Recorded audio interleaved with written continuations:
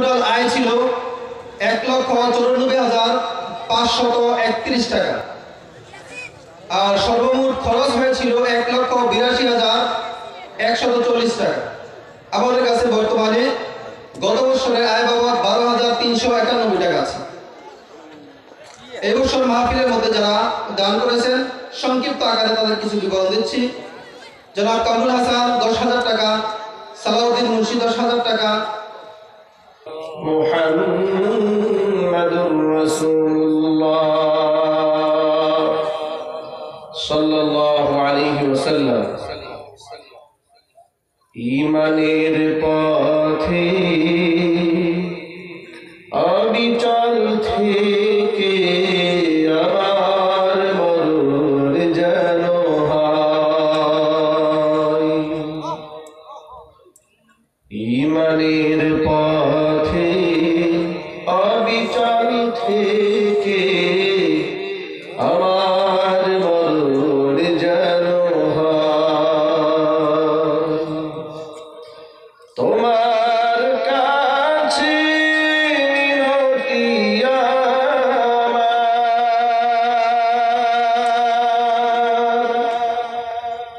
তোমার কাছে মিনতি আমার, মহামহিম দয়াময়।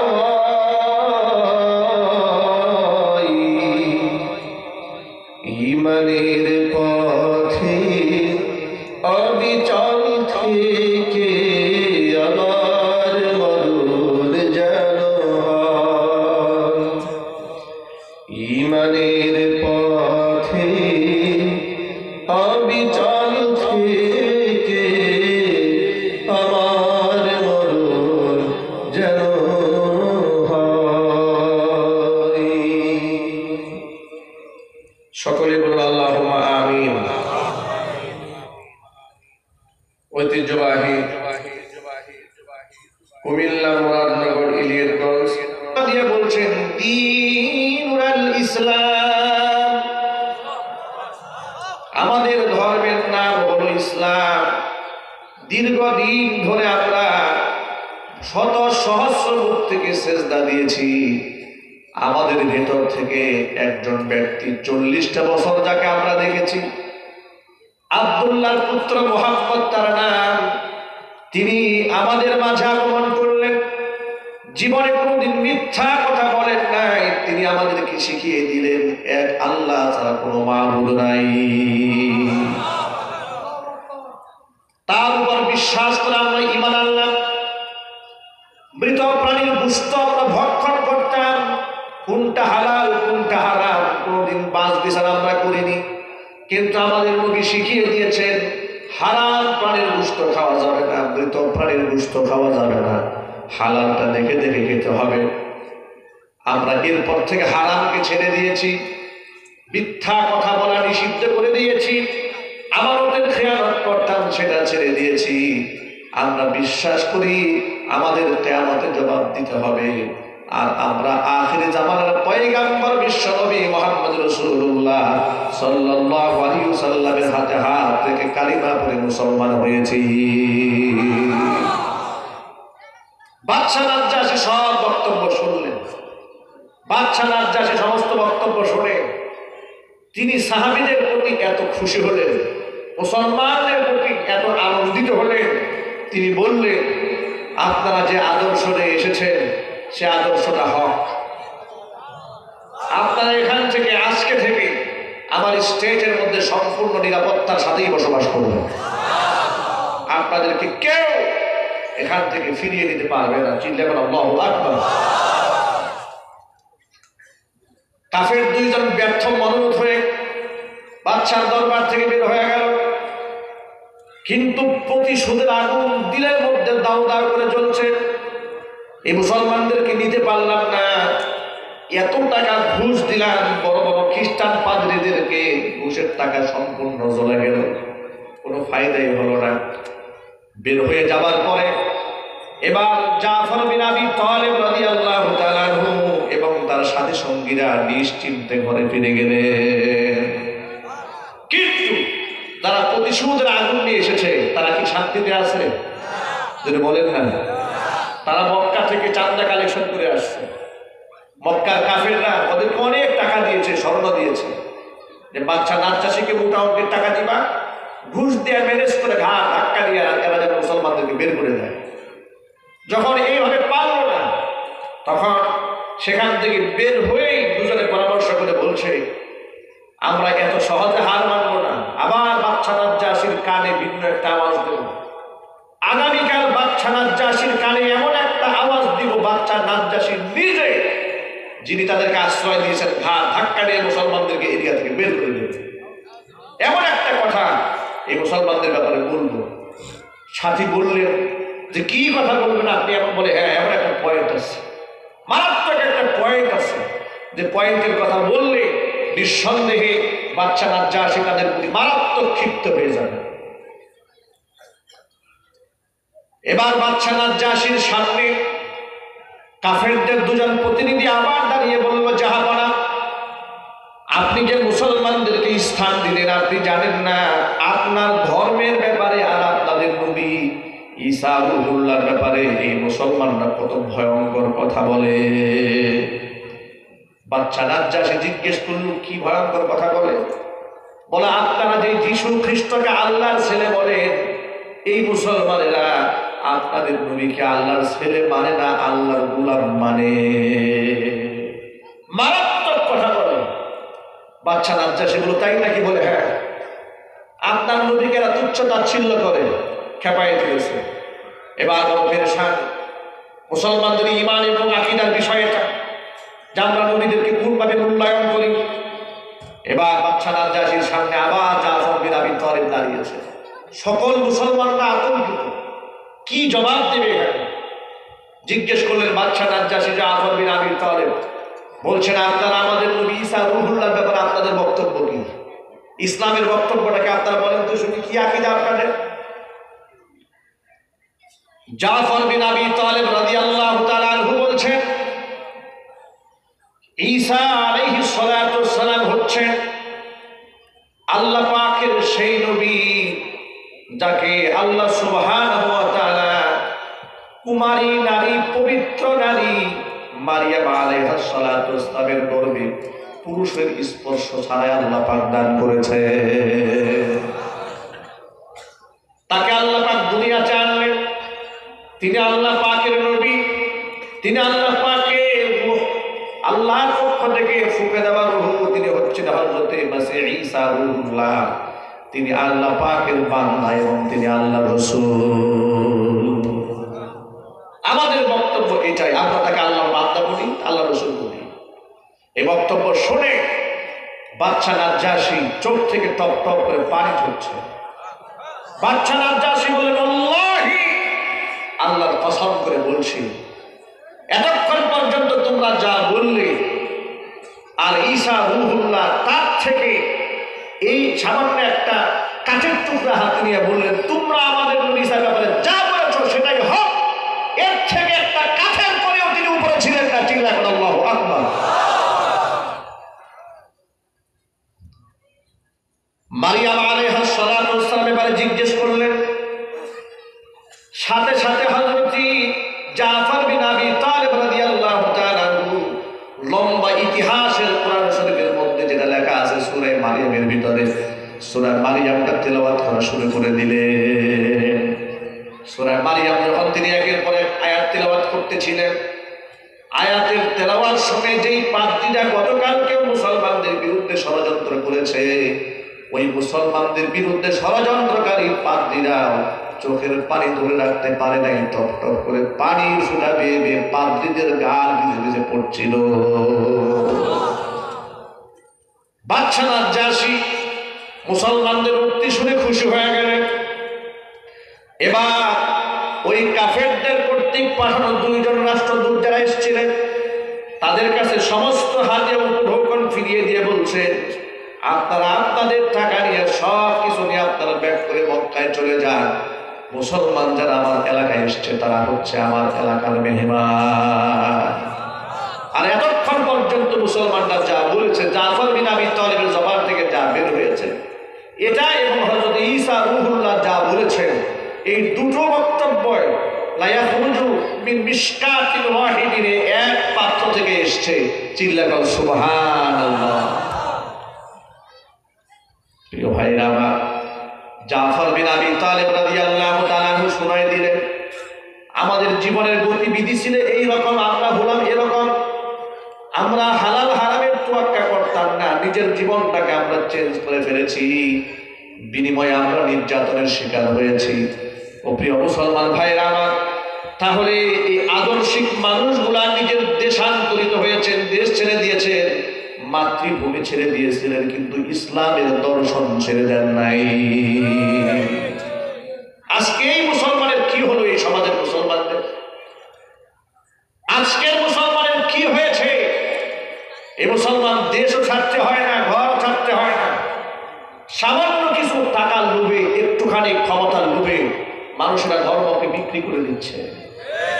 কথা বলতে হবে, ঠিক কি হলো এই মুসলমানের? ১,৫০০ বছর আগের মুসলমানের গলার মধ্যে ছুরি লাগিয়ে দেওয়া হয়েছে, বলা হয়েছে শুধুমাত্র কালিমা ছেড়ে দাও, তা না হলে কল্লা উড়াইয়ে দেওয়া হবে। ভয় দেখিয়ে দেওয়া হয়েছে, লালসা দেখানো হয়েছে। রোমের বাদশা আব্দুল্লাহ ইবনে হুযাফা রাদিয়াল্লাহু তাআলা আনহুকে ডাকতে বলে, আব্দুল্লাহ রে, তুমি যদি কালিমা ছেড়ে খ্রিস্টান ধর্ম গ্রহণ করো, সাম্রাজ্যের অর্ধেকটা তোমার নামে লিখে দেব। আমার সুন্দরী মেয়ের সাথে তোমাকে বিবাহ বন্ধনে আবদ্ধ করাই দেব। আমার কথা যদি না শোনো, ফুটন্ত তেলের মধ্যে ছেড়ে দেব তোমাকে। লোভ দেখিয়েছে এক পাশে, আরেক দিক থেকে ভয় দেখিয়েছে। লোভেও কাজ হয়নি, ভয়েও কাজ হয়নি। জাফর বিন আবি তালেব রাদিয়াল্লাহু তাআলা আব্দুল্লাহ ইবনে হুযাফা রাদিয়াল্লাহু তাআলা আনহুকে বেঁধে ফুটন্ত তেলের সামনে যখন নিয়ে যাওয়া হয়েছে, আব্দুল্লাহ ইবনে হুযাফা রাদিয়াল্লাহু তাআলা আনহুর চোখ বেয়ে বেয়ে পানির ফোঁটা গড়ায় গড়ায় পড়ছে। কাফেররা মনে করলো আব্দুল্লাহ বোধহয় ভয় পেয়ে গেছেন, এখন বোধহয় বললে ধর্ম ছেড়ে দেবে। সাথে সাথে ফুটন্ত তেলের মধ্যে না ফেলে বাদশার সামনে আবার নিয়ে যাওয়া হলো। বাদশাকে ডাকতে বলা হলো, বাদশা আব্দুল্লাহর চোখের দিকে তাকাই দেখে টপ টপ করে পানি ঝরছে, আপনার প্রস্তাব বোধহয় এখনো সে মেনে নেবে। বাদশা বলল, তুমি কি আমার প্রস্তাব মেনে নেবে? আব্দুল্লাহ ইবনে হুযাফা রাদিয়াল্লাহু তাআলা আনহু বলছেন, বাদশা আমার চোখের পানি দেখে ভেবো না এই অশ্রুটা ভয়ের অশ্রু, এটা ভয়ের অশ্রু নয়। আমার চোখে যে অশ্রু দেখতে পাচ্ছ, এটা হলো আফসোসের অশ্রু। বাচ্চা জিজ্ঞেস করলো, কিসের আফসোস? আব্দুল্লাহ ইবনে হুযাফা রাদিয়াল্লাহু তাআলা আনহু ডাকতে বলছেন, বাদশা আমি ফুটন্ত তেলের সামনে দাঁড়িয়ে দাঁড়িয়ে ভাবছি, ইসলামের জন্য, তাওহীদের জন্য, কালিমার জন্য আমি একজন মানুষ, একটা মাত্র জীবন আমার, এই জীবনটা একবার যদি চলে যায়, শাহাদাতের পেয়ালা যদি আমি পান করি, দুনিয়াতে কোনো দিন আমি আর ফিরে আসতে পারবো না। আল্লাহর রাস্তায় লড়াই করে আবার শহীদ হতে পারবো না। আমার দিলের তামান্না এমন, আমাকে যদি আল্লাহ 1000 জীবন দিতেন ইসলামের জন্য, কালিমার জন্য, আমি আমার 1000 জীবনটাকে ফুটন্ত তেলের মধ্যে সঁপে দিতাম, বাতিলের সামনে মাথা নত করতাম না। কিন্তু সেটা তো আমার হবে না। আমি জানি, আমি রাসূলের মুখে শুনেছি, একবার যদি জমিন থেকে কেউ বিদায় হয়ে যায়, আল্লাহ পাক তাকে আর কোনোদিন ফিরিয়ে দেবে না। উহুদ যুদ্ধ হয়ে যাওয়ার পরে জাবের রাদিয়াল্লাহু তাআলা আনহুর বাবা হযরত আব্দুল্লাহ রাদিয়াল্লাহু তাআলা আনহু উহুদের ময়দানে শহীদ হয়েছিলেন।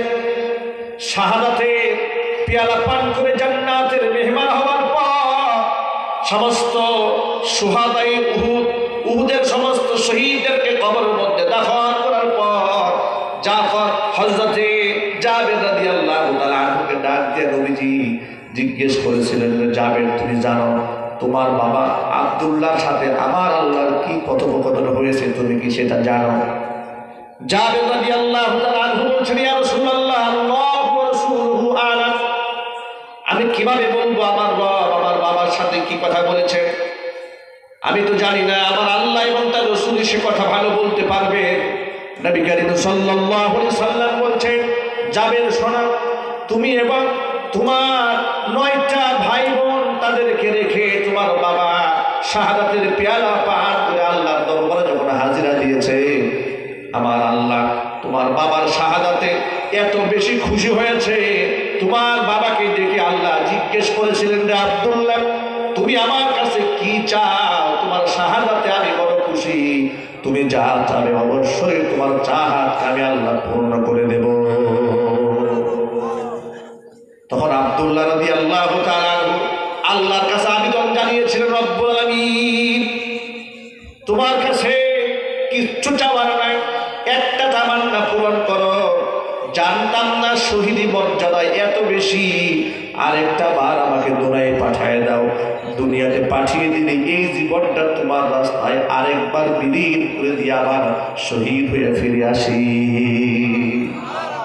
আল্লাহ সুবহানাহু ওয়া তাআলা তখন বললেন, আব্দুল্লাহ রে, আমি আল্লাহ পাকের অমোঘ বিধান, এই পৃথিবী ছেড়ে একবার যে বিদায় হবে তাকে আর কোনোদিন ব্যাক করে জমিনে পাঠিয়ে দেওয়া হবে না। তুমি এছাড়া আমার কাছে যা চাবে তাই তোমাকে প্রদান করা হবে।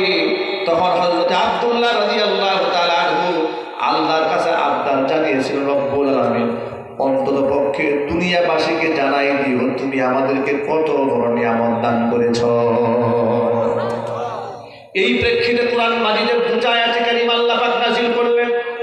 আল্লাহ পাক বলছেন, ওয়ালা তাহসাবান্নাল্লাযীনা কুতিলু ফী সাবিলিল্লাহি আমওয়াতা বাল আহইয়াউন ইনদা রাব্বিহিম ইউরযাকুন। আমি আল্লাহর রাস্তায় যারা জীবন দিয়েছে, নিহত হয়েছে, তাদেরকে তোমরা মৃত্যুবরণ করেছে ধারণাও করো না, ওরা মরে যায়নি। বাল আহইয়াউন, শহীদরা জিন্দা। শহীদরা কি? জোরে বলেন না, শহীদরা জীবিত। বাল আহইয়াউন ইনদা রাব্বিহিম ইউরযাকুন, তাদের রব আমি আল্লাহর পক্ষ থেকে রিজিক খাইয়ে খাইয়ে এদেরকে বাঁচিয়ে রাখা হয়। ফারিহিনা বিমা আতাহুমুল্লাহু মিন ফাদলিহি ওয়া ইস্তাবশিরুনা বিল্লাযীনা লাম ইয়ালহাকু বিহিম মিন খালফিহিম আল্লা খাউফুন আলাইহিম ওয়া লা হুম ইয়াহজানুন।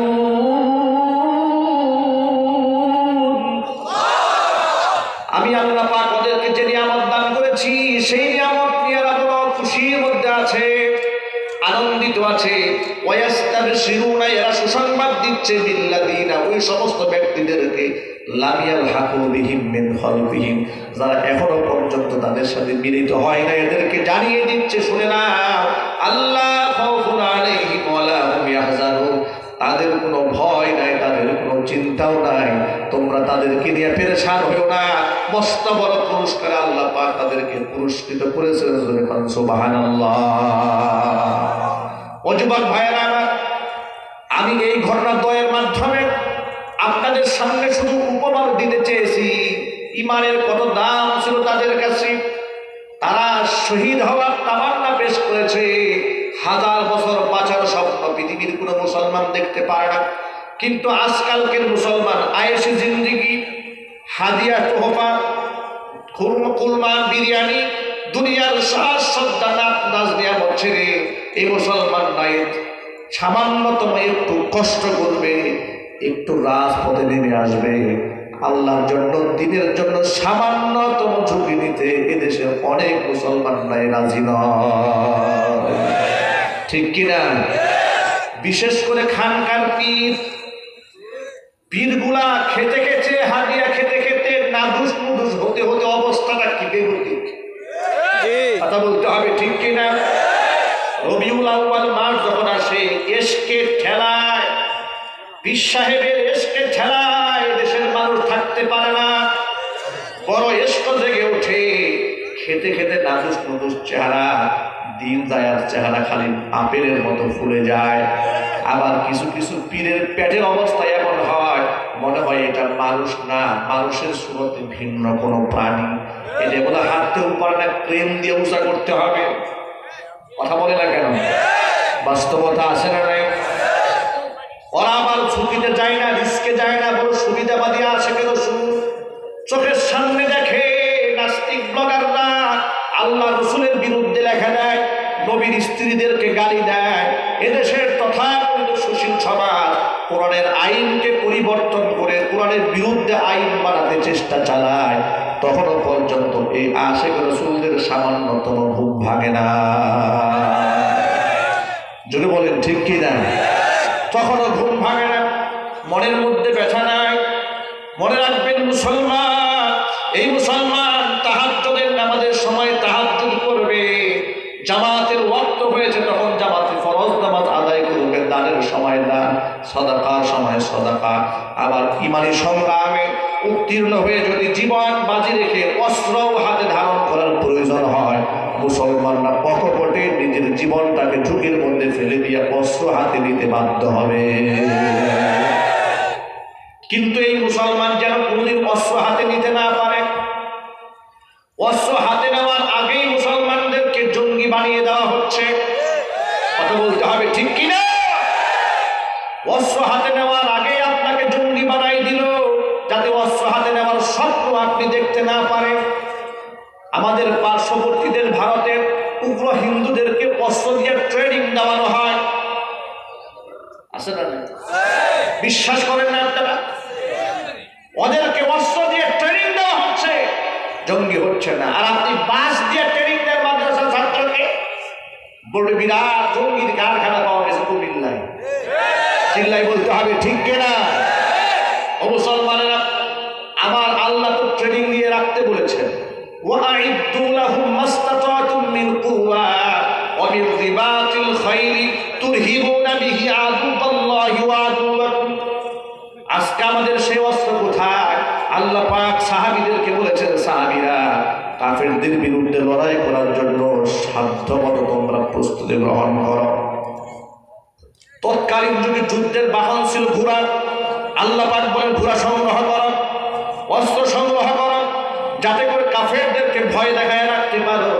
আর আজকে দেখে ওরা পারমাণবিক বোমা বানায়, ঠিক কিনা? মারাত্মক মারাত্মক অস্ত্র বানায়। এত অস্ত্র বানিয়ে ওরা সন্ত্রাসী হয় নাই। আর মুসলমানেরা না মানে তো অস্ত্র বানাতে, না মানে অস্ত্র ধরতেও জানে না, মারতেও জানে না। সামান্য বই পড়ল এদেরকে জঙ্গি বানাইয়া দেওয়া হয়। গত বছর যশোরে একটা ছেলেকে গ্রেফতার করা হলো, পত্রিকায় পাতার মধ্যে পড়লাম, ছবি দেওয়া হয়েছে। যশোর থেকে এক জঙ্গি ধরা পড়েছে, বিরাট যুদ্ধের সামানা পাওয়া গেল। কি কি যুদ্ধের সামানা? শোনে, যুদ্ধের সামানা হচ্ছে ঘরের মধ্যে ফাজাইল আমল বই পাওয়া গেছে, ফেরেশতাদের জীবন কথা পাওয়া গেছে, একটা মোবাইল পাওয়া গেছে, একটা ল্যাপটপ পাওয়া গেছে, দেশীয় অস্ত্র পাওয়া গেছে, ঘরের মধ্যে একটা বটি পাওয়া গেছে, বিরাট বড় অস্ত্র পাওয়া গেছে, ঘরের মধ্যে বটি আছে। ভাই আমার, এই হচ্ছে সরঞ্জাম। পক্ষান্তরে এই বছর আপনারা দেখেছেন, মাত্র ৩-৪ মাস হয়েছে বাংলাদেশে এক বড় প্রভাবশালী লোকের ছেলে ঢাকা শহরে, তাকে অস্ত্র শস্ত্র পুলিশ গ্রেফতার করেছে, অস্ত্র সহ। যদি বলতে হবে, ঘরের মধ্যে মদ পাওয়া গেছে, বিদেশি মদ, ডলার পাওয়া গেছে, অস্ত্র পাওয়া গেছে, টর্চার সেল পাওয়া গেছে। এত কিছু পাওয়ার পরও কিন্তু সে জঙ্গিও হয় নাই, সন্ত্রাসী হয় নাই।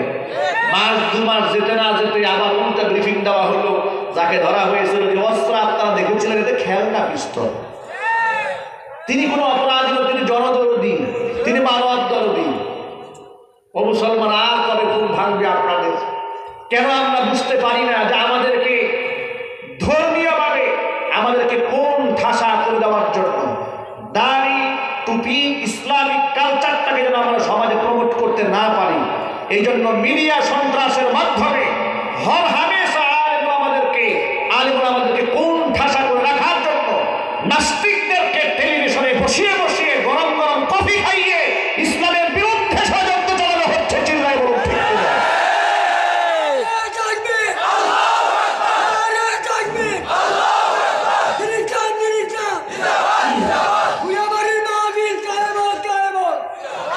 এই জন্য যুবক ভাইয়েরা আমার, বাঁচার স্বপ্ন দেখলে হবে না, স্বপ্ন দেখতে হবে মরার। কি বলেন আপনারা? যদি আমরা 1000 বছর বাঁচার স্বপ্ন দেখি, বাঁচতে পারবো নাকি? আর যদি বলে বাঁচার স্বপ্ন পৃথিবীতে অনেকেই দেখেছে। মাইকেল জ্যাকসনের মতো এত বড় পপ স্টার তারকা, গোটা ওয়ার্ল্ড ফেমাস, যার জনপ্রিয়তা এত বেশি, তার মৃত্যুর পরে গুগলে এই পরিমাণ তার নাম লিখে সার্চ করা হয়েছে, গুগল সফটওয়্যারটা 4 ঘন্টার জন্য ব্লক হয়ে গিয়েছিল। ইতিহাস বুঝতে হবে, এত জনপ্রিয় মানুষ কি করে হয়। এখনো পর্যন্ত তার লাইভ শোগুলো ইউটিউবে পাওয়া যায়। তাকে এক নজর দেখার জন্য লোকেরা, মহিলারা তার লাইভ শোতে চিৎকার করে কান্না করে জায়গায় দম ফেলে মারা গেছে। আবেগে ধরে রাখতে না পেরে হাত ফিল করেছে, সেন্সলেস হয়ে গিয়েছে। এমন জনপ্রিয় মানুষ, crore crore billion billion trillion কোটি টাকার মালিক, এত টাকার মালিক। 4জন ডক্টর রেখেছিল শুধু বডি চেক আপের জন্য। তার সামনে নর্মাল কোনো খাবার পরিবেশন করা হতো না। চেয়েছিল 150 বছর বেঁচে থাকবে পৃথিবীতে, যাতে করে শরীরের কোষগুলো নষ্ট না হয়। এই জন্য ল্যাবে খানা টেস্ট করে তার সামনে খাবার দেওয়া হতো। স্ক্রিন যেন নষ্ট না হয়, এমন কোনো উপাদান তিনি গায়ে ব্যবহার করতেন না যে চামড়া নষ্ট হয়ে যাবে।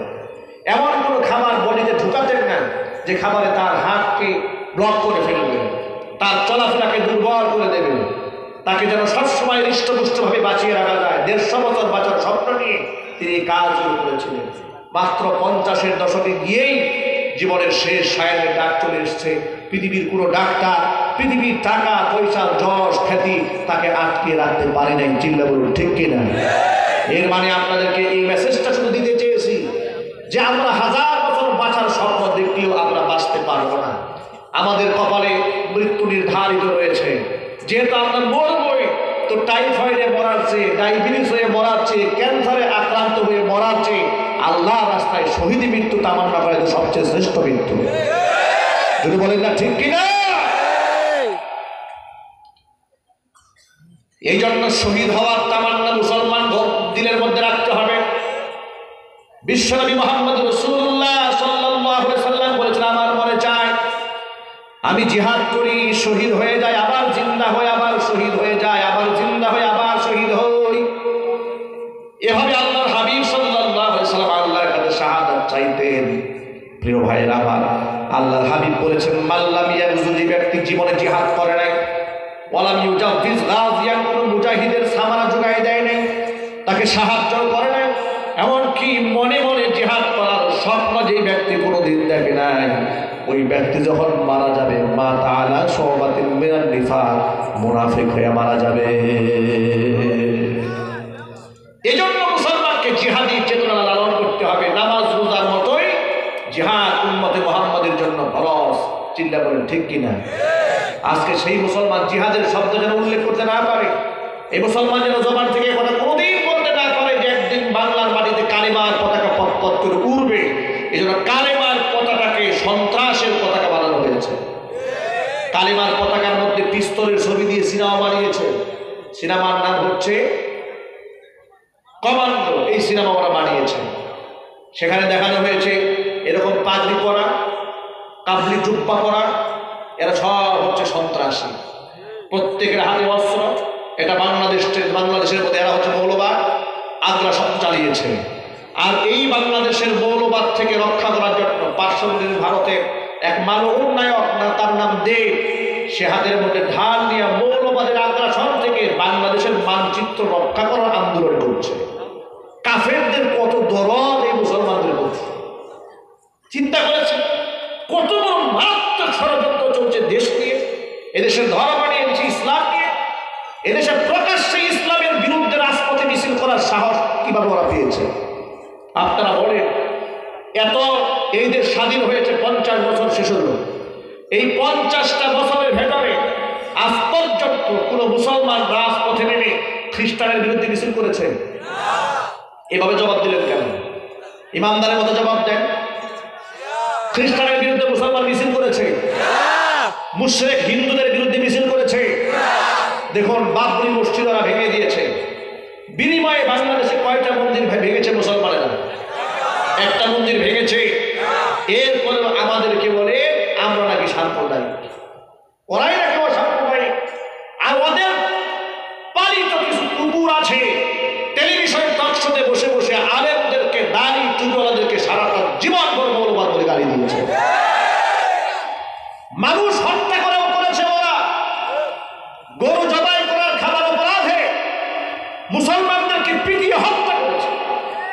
ওরা সন্ত্রাস হয় নাই, ওরা সাম্প্রদায়িক হয় নাই, ওরা অসাম্প্রদায়িক চেতনা লালন করেছে। আর দেশে মুসলমানরা হিন্দুদেরকে পাহারাদারি করলো, মন্দির পাহারা দিল, এরা হয়ে গেল সাম্প্রদায়িক।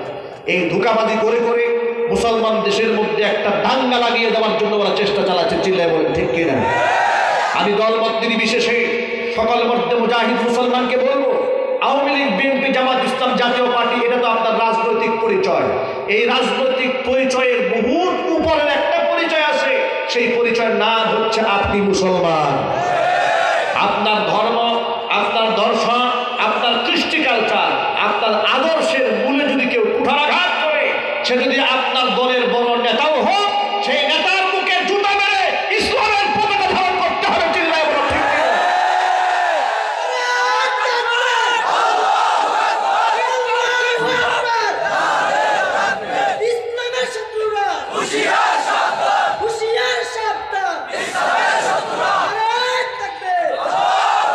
এবং এই আন্দোলনটা যুবকরাই সাকসেস করতে পারবে বাংলাদেশে।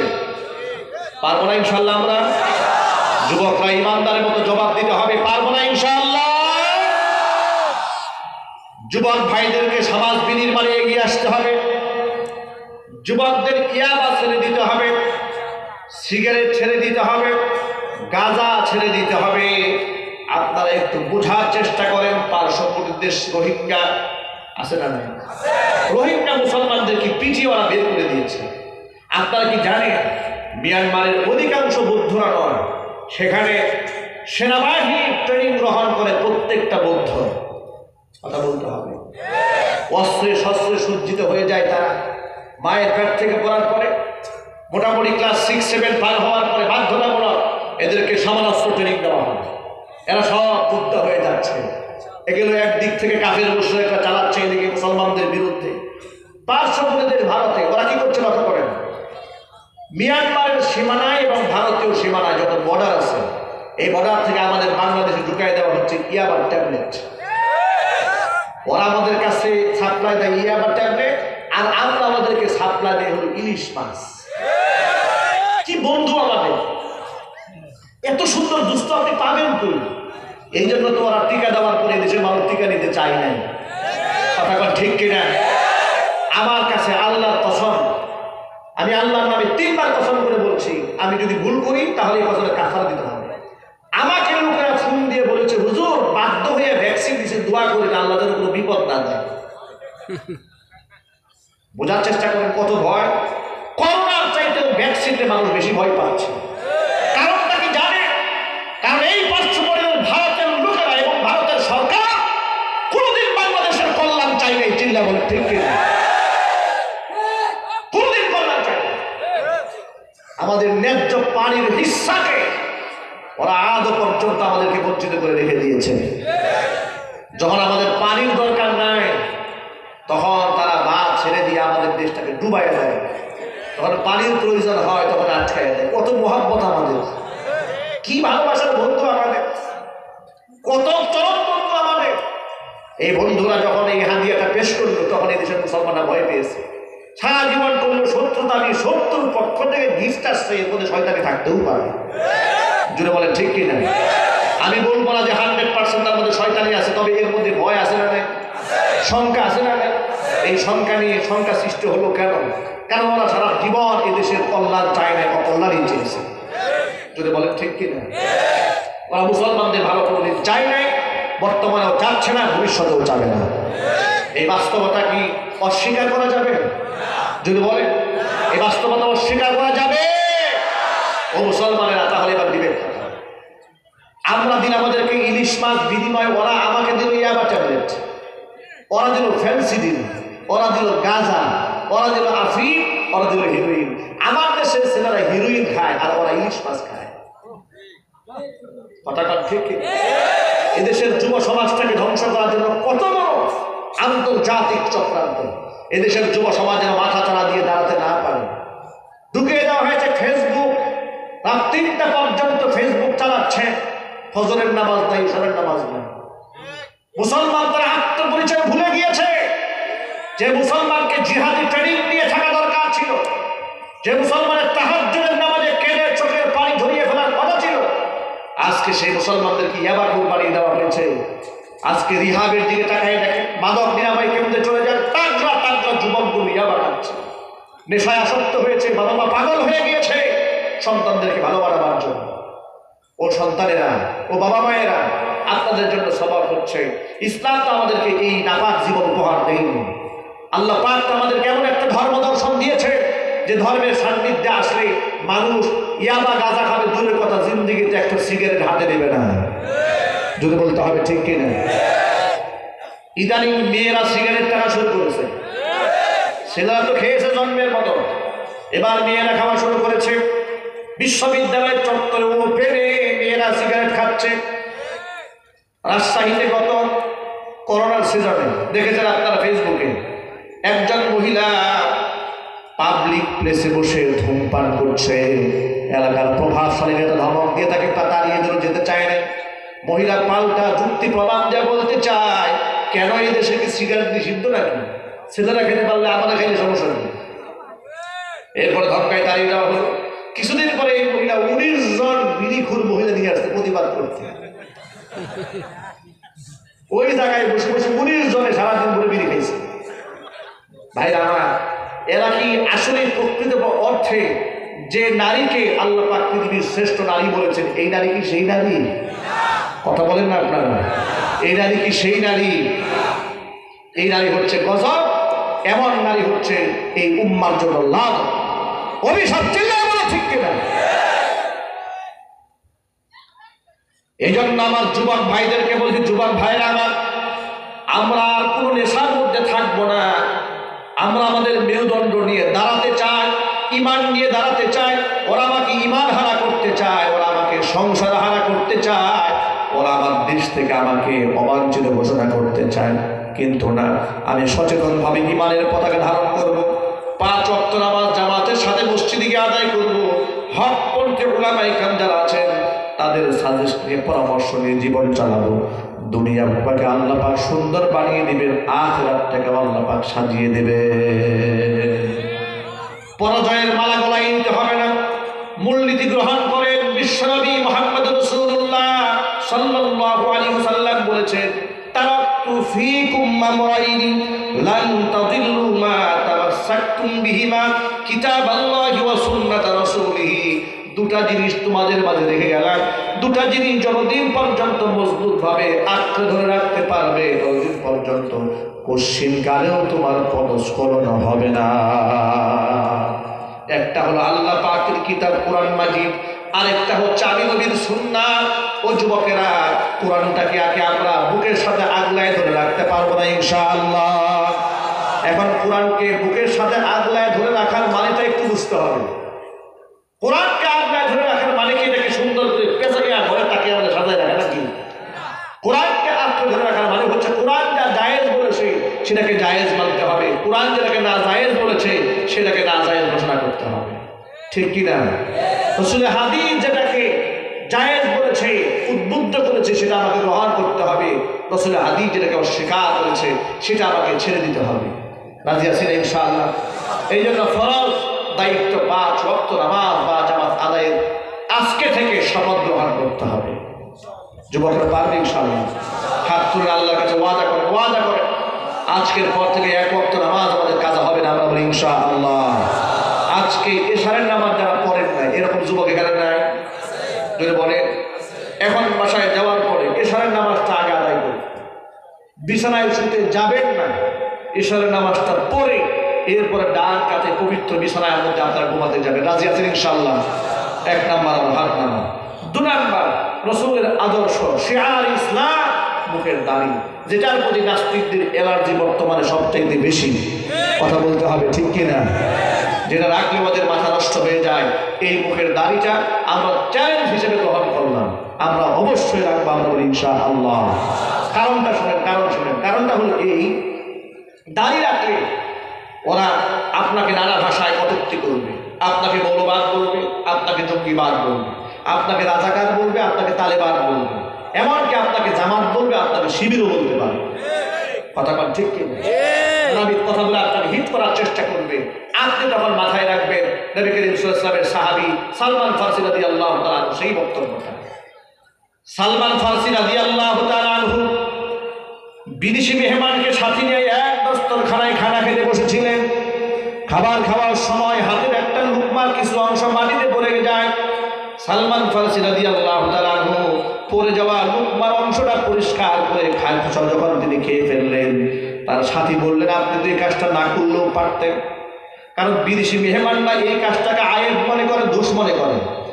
অন্তত পক্ষে পরিবেশটাকে ঠিক রাখার জন্য আপনি তো এই কাজটা না করলেও পারতেন। সালমান ফারসি রাদিয়াল্লাহু তাআলা আনহু যে জবাবটা দিলেন, ও যুবকেরা, এই জবাবটা প্রত্যেকটা মুসলমানের মৃত্যু পর্যন্ত মনে রাখা উচিত।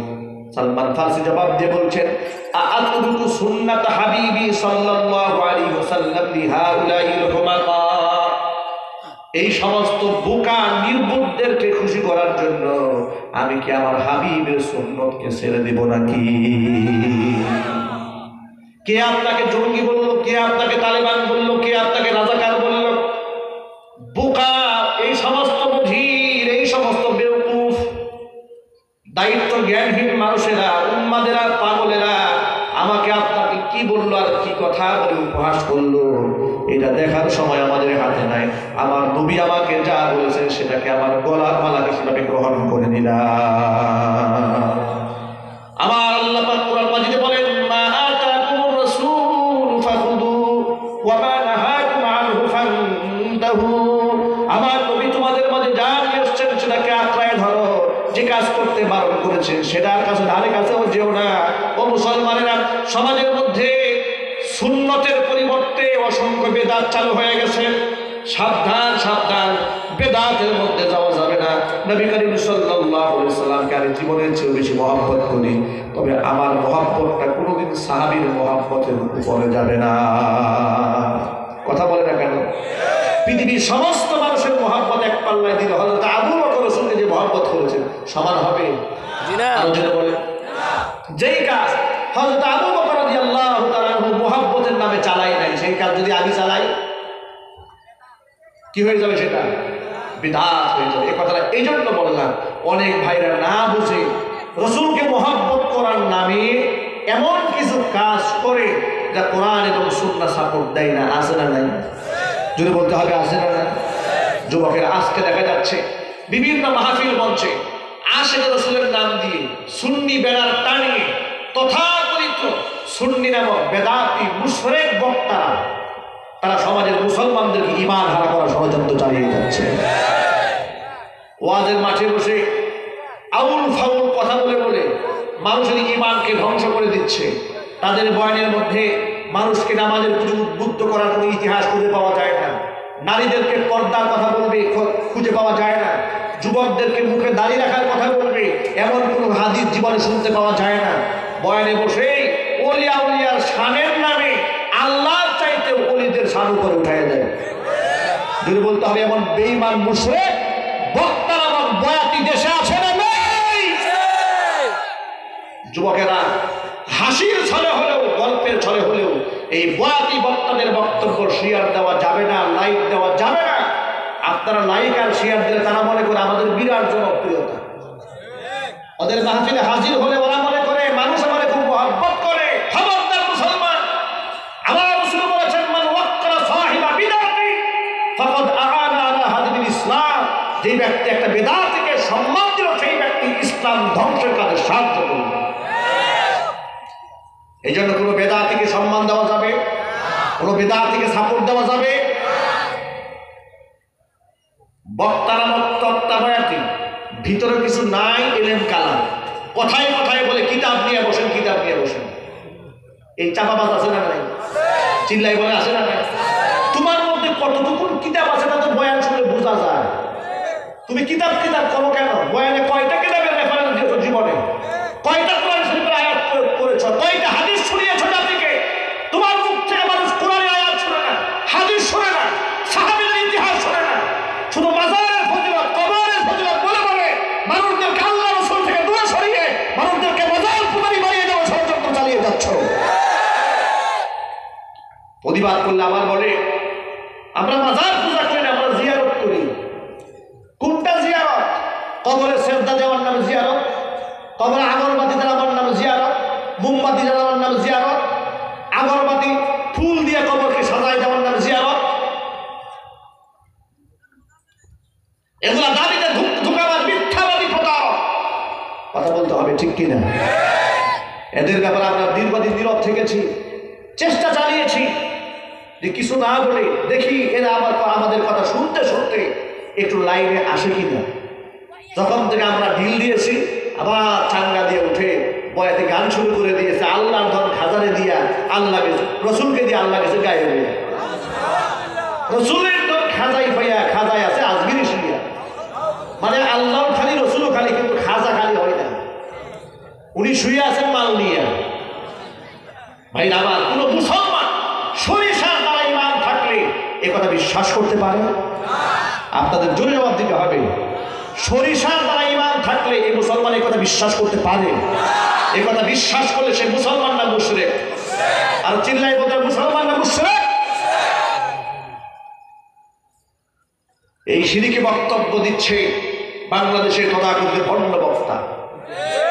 এই ভণ্ড বক্তার বিরুদ্ধে মুসলিম উম্মাকে ঐক্যবদ্ধ হতে হবে। আমি যুবকদেরকে বলবো, যুবকেরা তোমরা এই ভণ্ড বক্তার গানটাকে ডিজে পার্টিতে বাজাও কি দেন? পূজা মণ্ডপে আমি নিজে আমার এলাকায় পূজা হচ্ছে, এই পূজা মণ্ডপে এই ভণ্ড বয়াতি গান বাজতেছে, তখন আমি মনে মনে ভাবলাম যে আসলে যে জিনিস যেখানে খাপ খায় সেখানেই যায়। জুড়ে বলতে হবে ঠিক কিনা? আবার এই ভণ্ড বয়াতি বলে যে আমি করলাম জিকির, তোমরা বানাইলে ডিজে গান, কি বলে তোমাদের হিসাব হবে? কেমন হিসাব হবে? বলে তোর হিসাব তো আগে হবে। বাংলাদেশে হাজার হাজার আলেম আছে, তোমার জন্মের আগে থেকে দেশের উলামায়ে কেরাম জিকির করেছে, তাফসীর করেছে, কত কিছু করেছে। তাদের জিকির ডিজে পার্টি হইল না, হিন্দুর পূজার মধ্যে বাজলো না, তোমার গান বাজে কেন? এর মানে তুমি যা বলো এটা তাফসীর মাহফিল, ওয়াজ মাহফিল, এটা মঞ্চে গাওয়া যায় না, এটা পূজা মণ্ডপেই গাইতে হয়। কেন তুমি মুশরিক? চিল্লাই বলো ঠিক কিনা? মুশরিকের গান তো শিরকেই বাজবে। মুসলমানের গান কি পূজায় বাজবে? মুসলমানের গান পূজায় বাজে না, মুশরিকের গান পূজায় বাজে। তোমার যদি এত কিতাব জিকির তুলো, এত আওয়াজ তুলো, কিতাব নিয়ে বসে আবার কি বলে জানে, দুর্বল ভাই এমন করে অস্ত্র জমা দিয়েছি, ট্রেনিং জমা দেয় নাই, মানে অবস্থাটা কি? মানে কে যে কামড়াইতেছে পেছন দিক থেকে? তোমার মধ্যে কি অস্ত্র আছে এই দেশের মানুষ তোমার সব অস্ত্র জানে।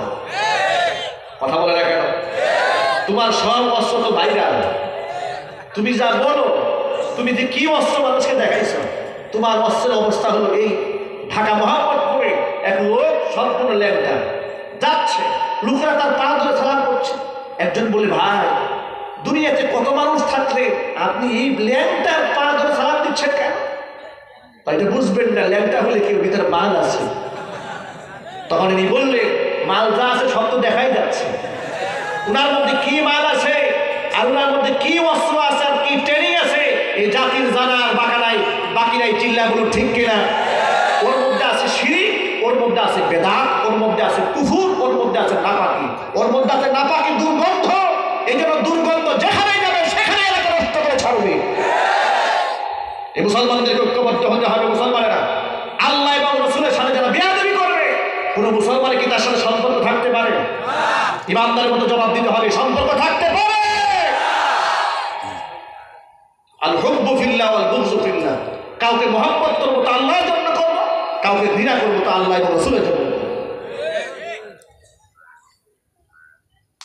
আমি আমার কথা বলি, আমি যদি কোনোদিন রসুলের শান মানকে খাটো করে কিংবা কোনো একটা আয়াতের অপব্যাখ্যা আপনার সামনে করি, আমি তওবা করার আগ পর্যন্ত আপনারা আমাকে গ্রহণ করবেন না, আপনারা আমাকে ডাস্টবিনে ছুঁড়ে মারবেন।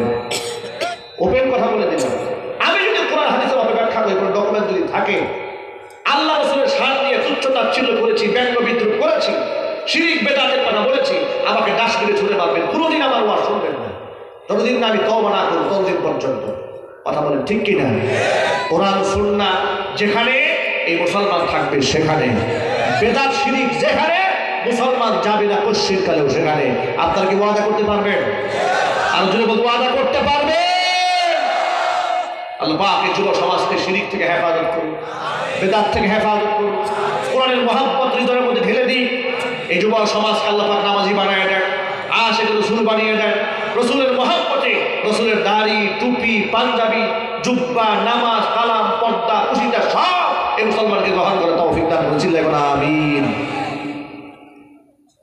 কিয়ামতের মাঠে চতুর্দিক থেকে আওয়াজ উঠবে, ইয়া নাফসি ইয়া নাফসি।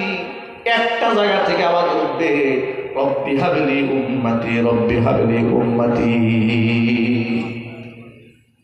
আদম আলাইহিস সালাতু ওয়াস সালাম ইয়া নাফসি ইয়া নাফসি বলবেন। ভাইরা আমার, হযরতে মূসা কালিমুল্লাহর মতো এত দামি নবী ইয়া নাফসি বলে কাঁদবে। শুধুমাত্র কেবলমাত্র একজন ব্যক্তি, বিশ্বনবী কলিজার টুকরা নবী মুহাম্মদ রাসূলুল্লাহ সাল্লাল্লাহু আলাইহি সাল্লাম উম্মতি উম্মতি বলে কাঁদবেন।